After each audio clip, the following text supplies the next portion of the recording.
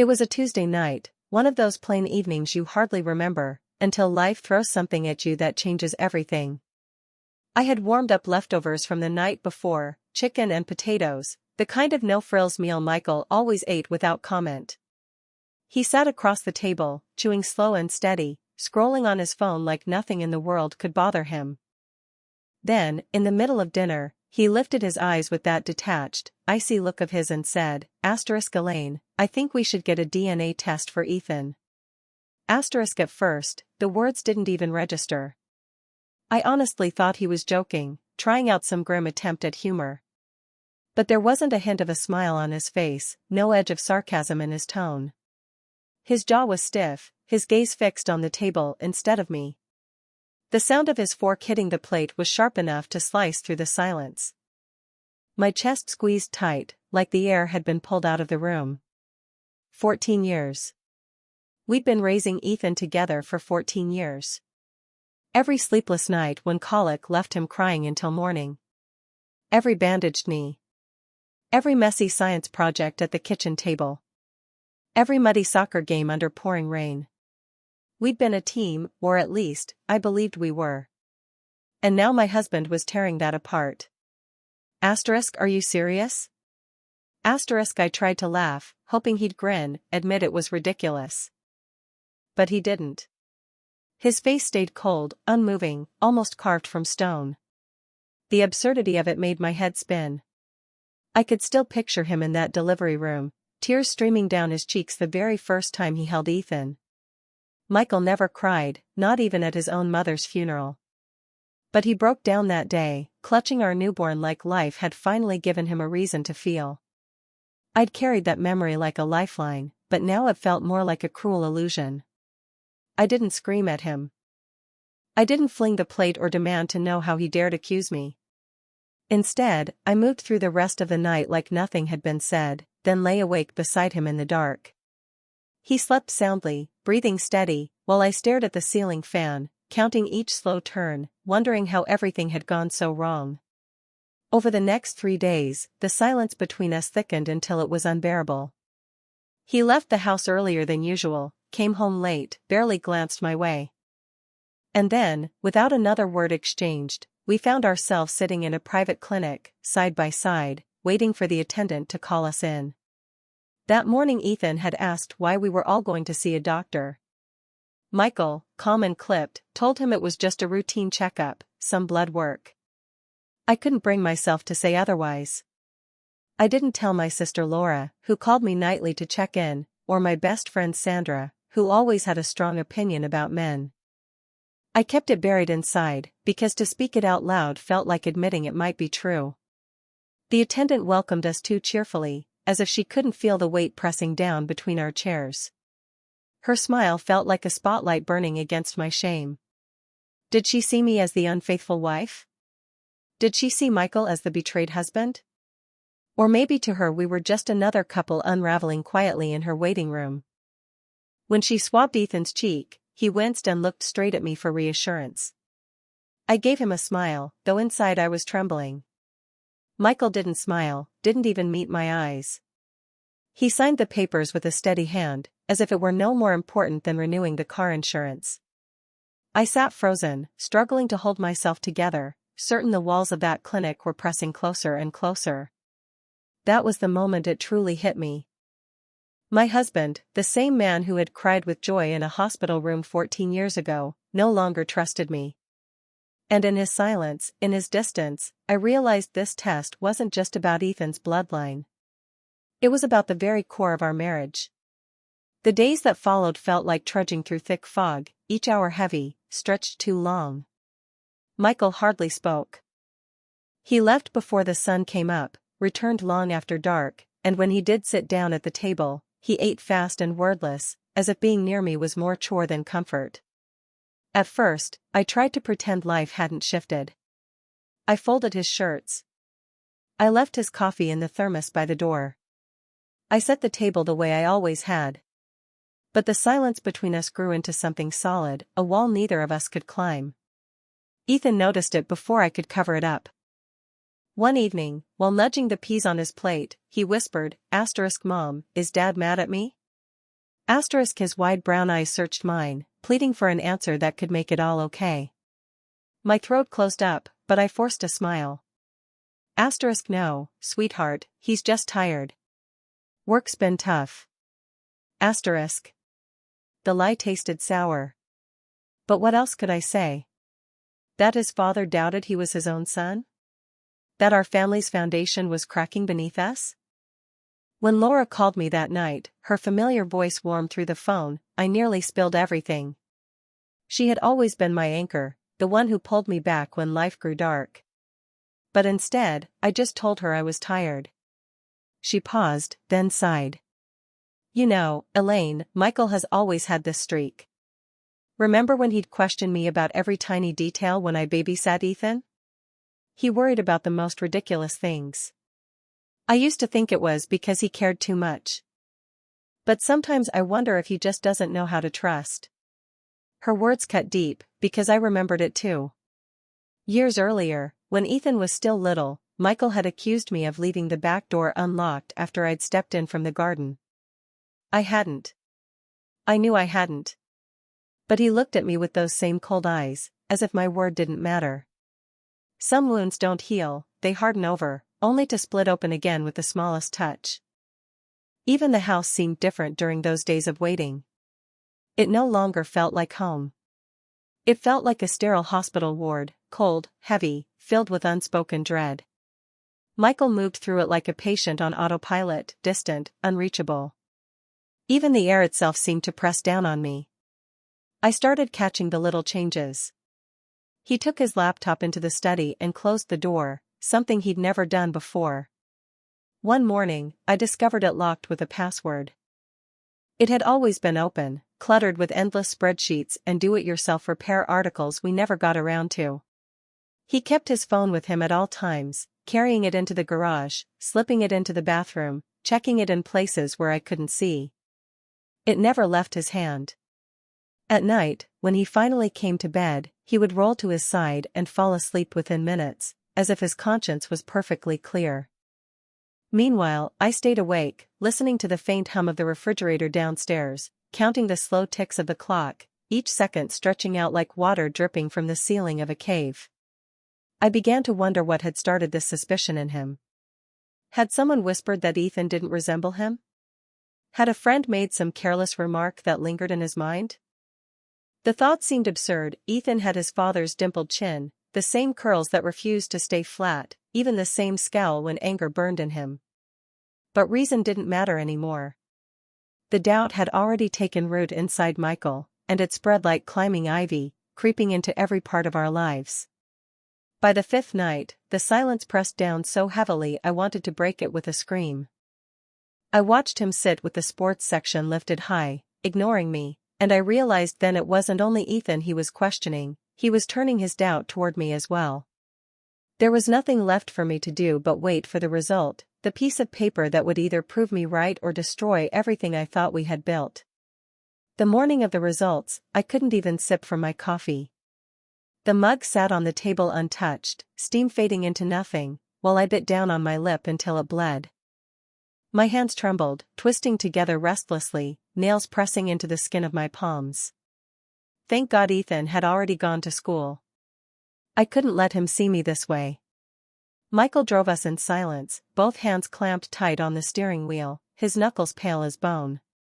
I sat stiff in the passenger seat, staring at the blur of familiar houses and streetlights rushing past, my stomach nodding with every turn. At the desk, the receptionist greeted us with too much brightness, her cheerful voice sounding almost cruel in the moment, as if we were just another set of parents waiting for ordinary test results. Mr. and Mrs. Hartman, please come in. My legs felt weak as we followed her down the spotless hallway and stepped into the doctor's office. He sat behind a wide desk, glasses slipping low on his nose, his whole demeanor weighed down by the burden of what he had to say. His face was somber, the kind of face you expect when someone is about to deliver news that changes your world. He shuffled through the folder slowly, each turn of the page pounding like a drum in my chest. At last, he raised his eyes. Are you prepared to hear this? Michael didn't flinch. Yes, he said firmly, his voice steady, almost too steady. My throat had tightened, but I managed to nod. The doctor tapped the papers lightly. According to the results, the probability of paternity is 0.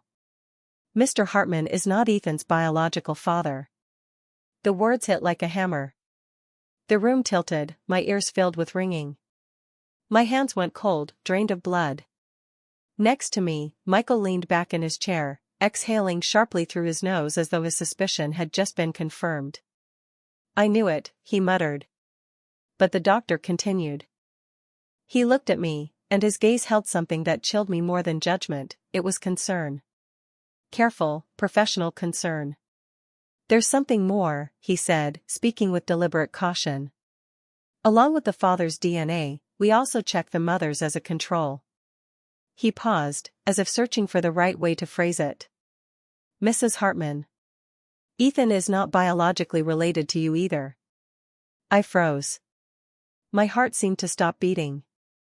I stared at him, waiting for the correction, the explanation, for him to take it back. "What?" My voice was barely more than a whisper. He shook his head. We repeated the test twice. The results were the same. The floor dropped from under me. Ethan wasn't mine, not even mine. The doctor's words went on, but I couldn't hear them. All I caught was the rustle of papers, the shift of Michael's chair, while my own chest echoed hollow and empty. Michael sprang from his seat, pacing across the room like a man who'd been waiting for this moment. "I knew it," he spat. "I knew something was wrong. And now here it is." His voice rose, his hands slicing through the air. He turned on me, eyes sharp and unrelenting. "You had one job, Elaine. Just one. And look what you've done to us." I opened my mouth, but nothing came out. What could I possibly say? I had carried Ethan inside me. I had given birth to him, held him against my chest, kissed his bruises, soothed his nightmares, watched him grow. And yet the paper in his hands told Michael otherwise. By the time we returned home, the silence between us was heavier than shouting. Michael slammed the door to the guest room, and in that sound I understood, he wasn't coming back to our bed. He wasn't coming back to me. That night I sat alone at the kitchen table, a shoebox of keepsakes spread before me, Ethan's hospital bracelet, his first photograph, the creased discharge forms. I touched them one by one, desperate to believe 14 years of motherhood hadn't been a lie. But doubt slithered in, dark and suffocating. If Ethan wasn't mine, if he wasn't Michael's either, then whose child had I been loving all this time? And then another thought pierced me cold. What if it had been the hospital? What if Ethan wasn't taken from us, but switched, traded with another baby the night he was born? When the house fell into silence and Michael shut himself away, I pulled down the shoebox from the closet shelf and carried it back to the kitchen. My hands shook as I spread its contents across the table. Birth records, faded photographs, fragile pieces of the life I thought I knew. One photograph stopped me still. I was pale, drained from surgery, cradling Ethan in my arms. But just behind me stood a young attendant. Her eyes were wide, startled, as though caught in the act of something she shouldn't have been doing. Her badge sat crooked on her chest, strands of blonde hair tumbling free around her face. For years I had overlooked her expression, but now I couldn't tear my eyes away. Something in her look unsettled me, as if that frozen image held a truth I had been blind to for 15 long years. The more I stared at that photograph, the more the thought gnawed at me. What if Ethan had never truly been ours? What if, on that chaotic night, he wasn't stolen or abandoned, but switched with another child in the confusion of the maternity ward? The idea refused to let me go, clinging like a shadow that only grew darker the more I thought about it. The following morning, with my hands shaking, I picked up the old discharge papers and dialed the hospital number printed on the back. My voice wavered as I explained who I was, what had recently come to light, and the terrible suspicion I now carried in my chest. There was a silence so long that I thought the line had dropped. Finally, the operator spoke in a clipped, practiced tone. "I'm sorry, Mrs. Hartman. Those records are confidential. Without a hearing order, we cannot release such information." Confidential. That single word felt like a slap, cold and dismissive. My entire world was crumbling, my marriage collapsing, my child's very identity called into question, and all they could give me was a rule. I hung up with my hands trembling so badly I almost dropped the phone. But even as the receiver clicked, I knew I couldn't stop there. If they refused to help me over the phone, then I would go in person. Returning to the hospital after 14 years felt like revisiting a battleground I thought I'd left behind forever. The entrance looked newer, fresh paint on the walls, updated signs pointing toward new wings, glass doors that hadn't been there before. But the parking lot was the same. I parked nearly in the spot where Michael had once paced back and forth, nervous and restless, while I struggled inside to deliver Ethan. I sat for a long moment gripping the wheel, summoning the courage to step out. The moment I entered, the familiar smell of antiseptic hit me, laced with the bitter scent of burnt coffee wafting from the vending machine in the corner. My stomach turned with memories I didn't want to relive. At the reception desk, I leaned close and whispered, "I need to talk to someone about a possible newborn mix-up from February of 2010. Please, it's urgent." The clerk froze, caught between sympathy and suspicion. Without a hearing order, she began. "I'm not asking for names," I interrupted, my voice breaking under its own weight. "Just, please look. See who else delivered that day. My child may have been switched. Please." She hesitated, lips pressed thin, then looked quickly around before disappearing into the back. 10 minutes dragged by before another woman appeared. She was older, with neatly tied silver hair, her badge reading Marion Fletcher, Patient Services Director. Her gaze was steady, cautious, but not unkind. She studied me for a long moment before speaking. "I remember you," she said softly. "You had an emergency C-section. It was complicated. We nearly lost you that night." My breath caught in my chest. "You remember me?" She gave a small nod. "I've worked here 40 years. Some stories never fade, no matter how much time passes." She guided me into her office, closed the door, and waited. I spilled everything, the DNA results, Michael's reaction, the shoebox of Ethan's keepsakes, the photograph of the uneasy young attendant. She listened without a single interruption, her expression grave, her eyes never leaving mine. When I finished, she rose from her chair, crossed the room, and pulled a dusty folder from a tall cabinet. "February 2010, she murmured, flipping it open. "We were moving into digital submits at that time, but a few paper records remain." Her finger traced the lines of faded handwriting. "That day, there were 3 other deliveries, 1 boy and 2 girls. Yours was the only C-section."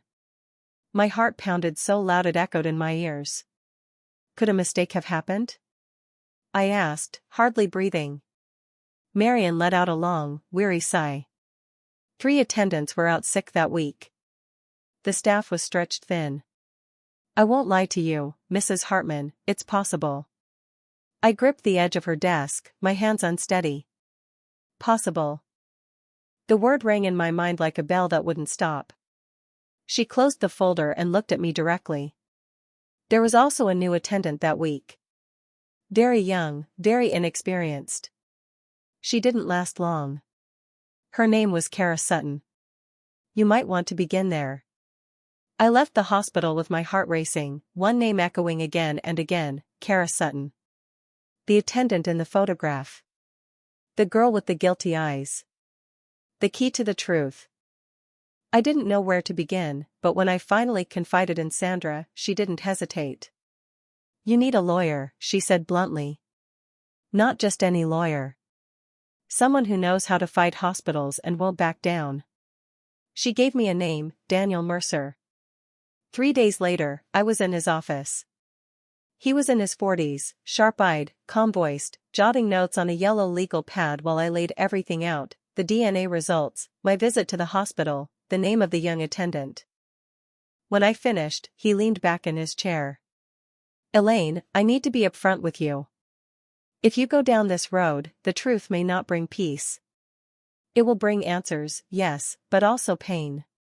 Families have been broken apart over less." Are you ready for that? I swallowed hard. My life already felt shattered. Michael had walked away, Ethan had grown silent, and I was left carrying the weight alone. I just want to know what really happened, I whispered. Daniel gave one firm nod. Then we'll start with the attendant. If she's out there, she might hold the key. He arranged for a private investigator, a man known for unearthing answers when no one else could. The days that followed were unbearable. Every ring of the phone made my heart leap. About 10 days later, Daniel finally called. We found her. Kara Sutton. She lives about 80 miles away, in a rural township. She works as a florist. A florist. The word struck me strangely, from the chaos of a hospital ward to arranging flowers. It felt almost poetic, but also like someone trying to bury a past that couldn't be erased. I couldn't wait another day. Against Daniel's advice to let the investigator approach her first, I got in my car and drove. The road stretched long and empty, cracked asphalt winding through open farmland, every mile thudding in my chest like a drum. What would I say to her? What if she lied? What if she confirmed everything? At last, I pulled into town. The flower shop was small, squeezed between a pharmacy and a bait and tackle store. Pink shutters framed the windows, a hand-painted sign curled above the door, and the scent of lilies and eucalyptus spilled out onto the sidewalk. I pushed open the door. Behind the counter stood a woman with blonde hair twisted into a messy bun. She looked up, and froze. Recognition flickered instantly in her eyes. She knew me. Can I help you? She asked, though her voice had already lost its brightness. I stepped closer, steadying my breath. Kara Sutton. You worked at Riverside Memorial Hospital in February 2010. Her hands tightened around the scissors she held. Silence stretched, heavy and unrelenting. Then, finally, she set them down, closed her eyes, and whispered. I was 21. It was my second week on the job. She gestured toward the back room. I followed her, the air thick with the scent of carnations and damp earth. She leaned back against the wall, her fingers trembling so hard they looked like they might not hold her weight. Her voice came in gasps, uneven. That night was chaos. 3 births at nearly the same time. One was a C-section, the other natural. Her eyes flickered as though she was reliving it. Babies were crying everywhere, alarms sounding, attendants rushing from one room to another. We were supposed to double-check everything, the bracelets, the bassinets, every single tag. But I was rushed. Pressured. I thought I had it right. I really did. My throat burned. My words cracked as they left me. You switched them. Her eyes filled, tears glistening. Not on purpose. But later I realized something wasn't right. I went to my supervisor. She told me to stay quiet, that speaking up would destroy families, and destroy me. So I left. I couldn't face it. I couldn't carry that weight. I stood frozen, my chest pounding like a drum. 14 years of love, of sleepless nights, of scraped knees and bedtime stories, all of it undone by the mistake of a 21-year-old who had been too exhausted and too scared.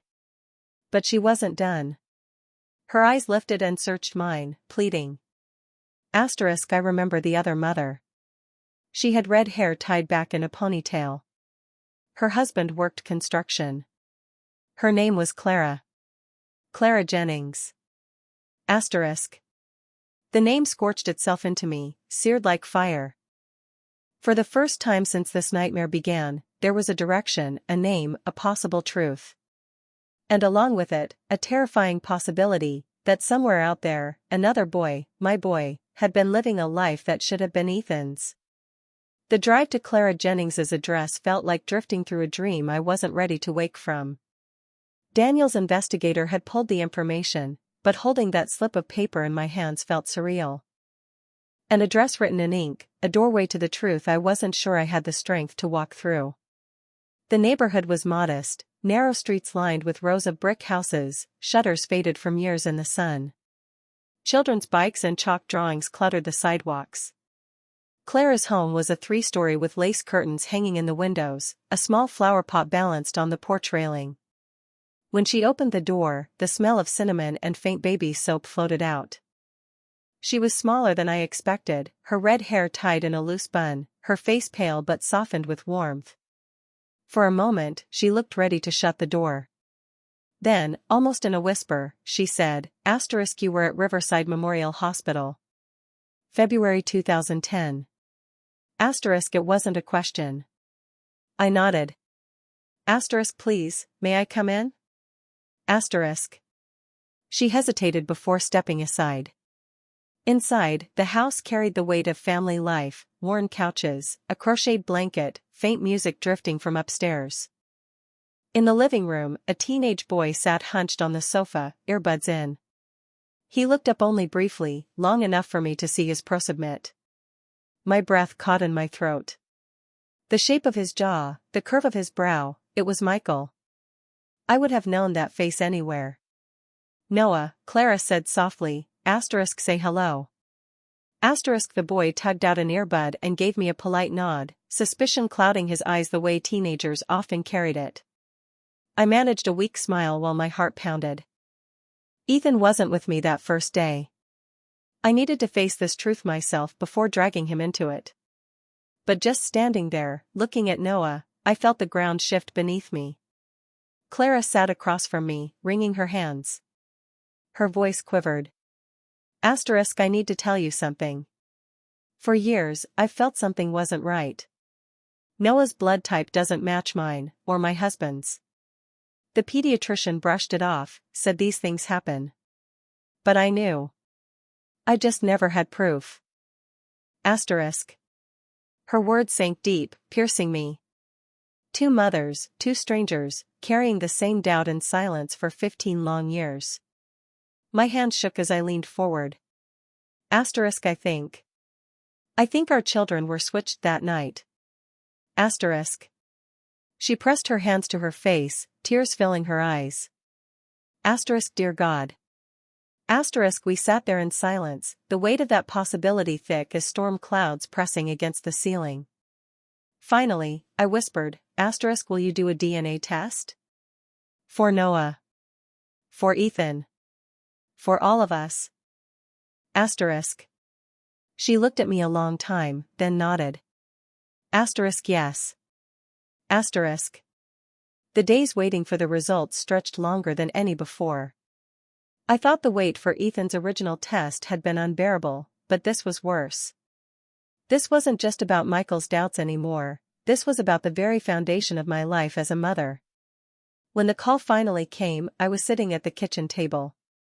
Ethan was upstairs doing homework. My hand shook so violently I nearly dropped the phone.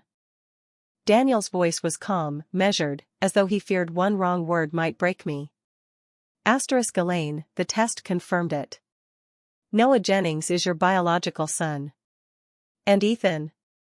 Ethan is Clara's. The words hollowed me out. I slid to the floor, clutching the phone, sobbing.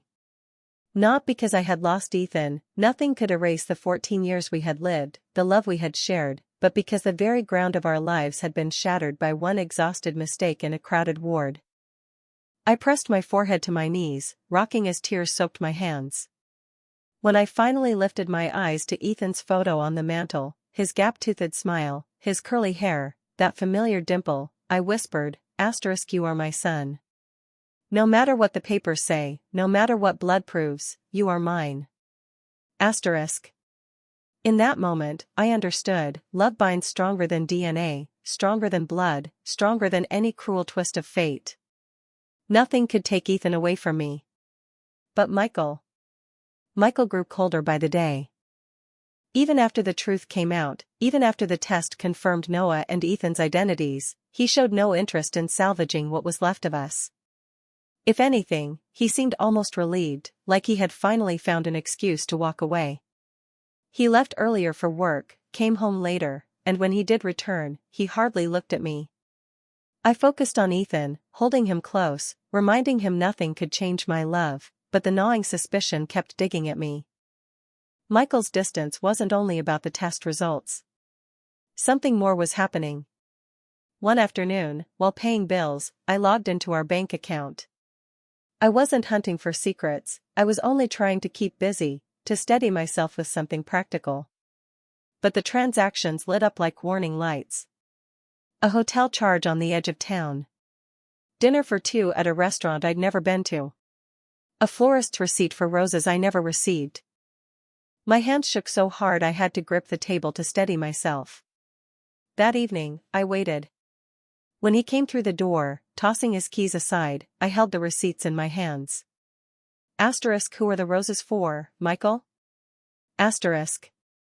He froze, then scoffed, already defensive. Asterisk, don't start, Elaine. Don't start. Asterisk. My voice rose, sharp with fury. Asterisk, a hotel. A restaurant. Flowers. Do you think I'm blind? Asterisk. He stared at me for a long moment, weighing whether it was worth lying. Finally, with a shrug, he muttered, asterisk, it doesn't mean anything. Asterisk. Something inside me cracked wide open. 14 years of sacrifice, of carrying the weight of motherhood while Michael doubted me, of holding our home together while he pulled further away, all of it erupted at once. Before I even realized what I was doing, my hand flew across his face. The sharp sound echoed through the house. His head jerked, his eyes stunned, as though he couldn't believe I had it in me. My chest rose and fell hard, and I hissed through clenched teeth, asterisk, don't you dare tell me it means nothing. You want to talk about lies? About betrayal? You doubted me. You doubted Ethan. And when the truth came out, you ran. Asterisk. I took a step closer, pointing at him, my voice breaking. Asterisk, you have never truly been a father to him. Not by blood, not by your actions, and now, not even by choice. Asterisk. His jaw tightened, his mouth opened, but nothing came. Instead, he snatched his jacket, shoved his arms through the sleeves, and stormed out. The door slammed so hard the windows rattled.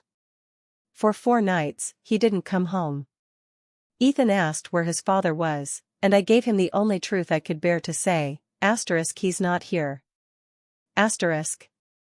On the 4th day, a courier arrived. In his hand was an envelope. Inside, a petition for separation, already signed by Michael's attorney.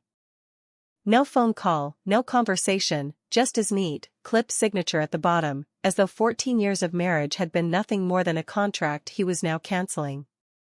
I sat at the kitchen table, staring at the papers until the words blurred. The tears came hot and endless. It wasn't just the end of a marriage. It was the collapse of every dream I'd carried about family, about togetherness, about the life I thought we had built. And yet, buried beneath the grief, there was something else, something fragile and unexpected. Relief. For the first time in years, I didn't have to tiptoe around his moods, didn't have to ration my words, didn't have to brace myself for his silence. The man who had once wept in a delivery room was gone long before the papers arrived. Now, at least, I no longer had to pretend he was still here. The day of the meeting came under a gray sky, the air sharp and cold enough to seep into my bones. Clara and I had agreed to meet in a neutral place, the park by the river, where children's laughter usually filled the weekends. It felt safer than anyone's home. Less personal. Less threatening. Ethan walked beside me, his hood pulled up, hands stuffed deep into his pockets. I glanced at him, aching for the right words, but none came. Ahead, Clara was already waiting. Noah stood next to her, taller than Ethan, awkward in his own skin, his hands shoved into his jeans. His eyes darted to us, then away, like he wasn't sure if he should stay or run. We stopped a few feet apart. No one spoke. The gravel crunched under our shoes, and somewhere down the path other children laughed, oblivious to how fragile family could be. At last, Ethan turned to me. His voice was low, uncertain. Asterisk Mom, what's going on? Why are we here? Asterisk. My heart split in two. This was the moment I had dreaded since the doctor's words shattered our world. I knelt down so I could meet his eyes. My hand shook as I reached for him. Asterisk Ethan, 14 years ago, when you were born, there was a mistake at the hospital. A terrible mistake.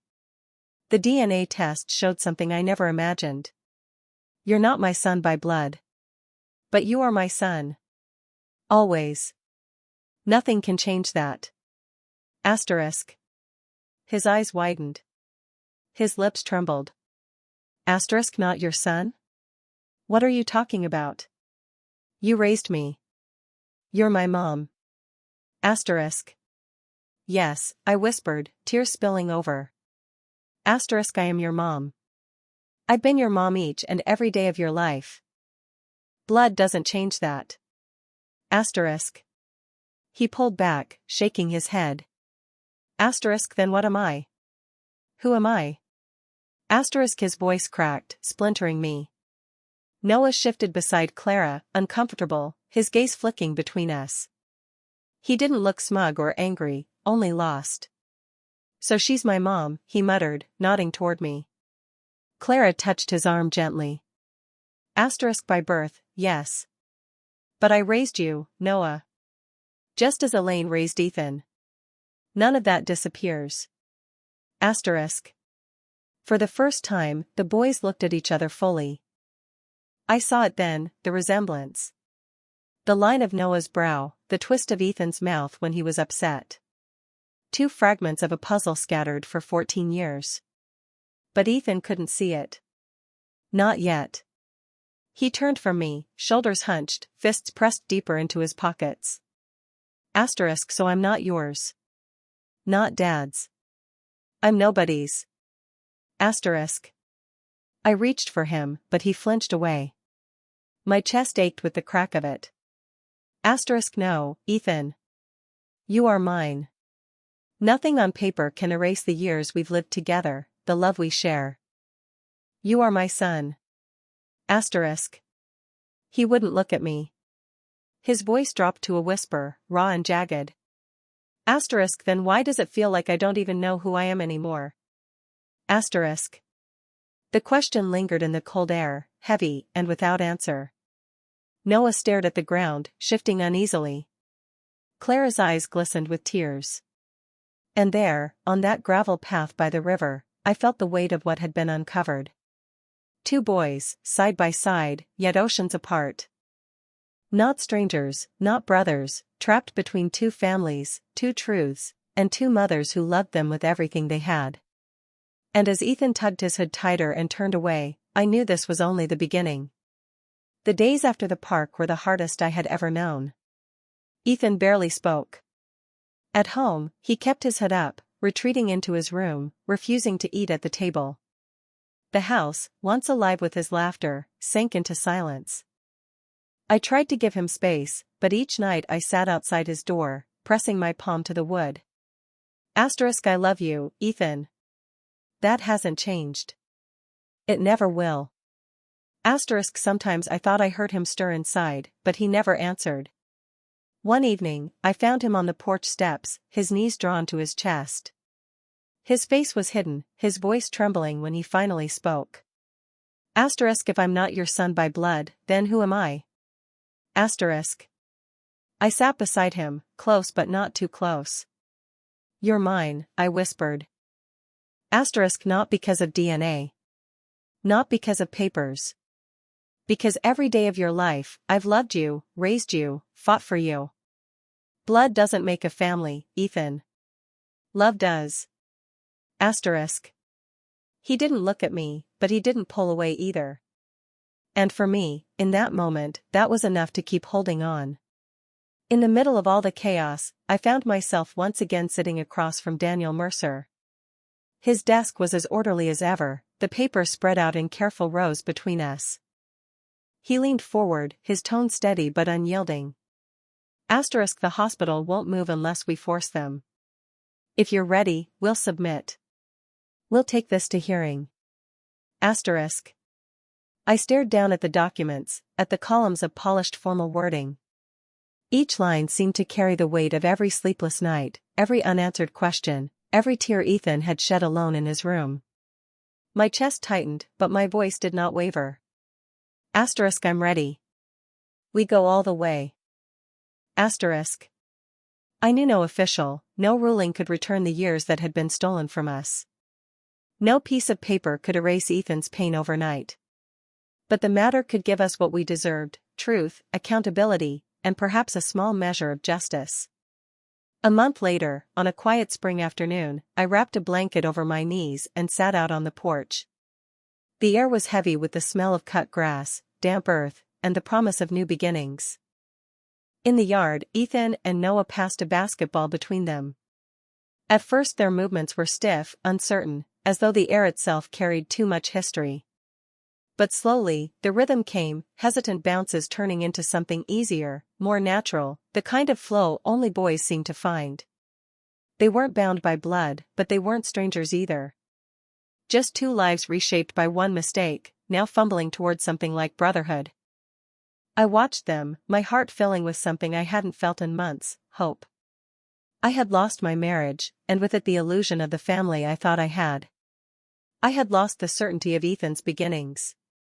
But I hadn't lost Ethan himself, and I never would. I hadn't lost my strength either. I had faced the truth head-on, no matter how brutal, and I had survived. Some mistakes can't be erased. They carve into us, they leave scars that change the shape of our future. But scars don't have to define us. They remind us that we lived, that we endured, that we were strong enough to keep going. As the sound of the ball echoed across the cracked pavement and the boys' laughter rose into the air, I closed my eyes and let it sink into me. Whatever lay ahead, hearing rooms, questions without answers, battles still to come, I knew one thing with absolute certainty. I was still a mother. And that would always be enough. That was my story. What do you think about it? Would you have acted the same way or chosen differently? Share your thoughts in the comments. I'd love to read them. Thank you for listening, and don't forget to subscribe to the Keeping Secrets channel for more stories like this. Oh, and one more thing. This story is our little secret, so shh.